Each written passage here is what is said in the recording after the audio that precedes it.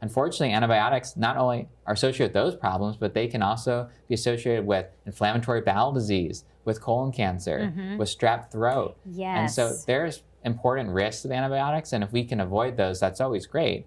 And the same thing with isotretinoin. There are probably patients who we kind of know that that's where they're going to end up. And if we had a crystal ball and we're like, showed it to the patient, like, hey, in a year, you're going to be on isotretinoin, I think they'd want to do it. They wouldn't want to do a year of antibiotics and then isotretinoin. Because it actually, isotretinoin, like when you're done with that, your acne has a period of durable remission. That's a huge benefit of doing that.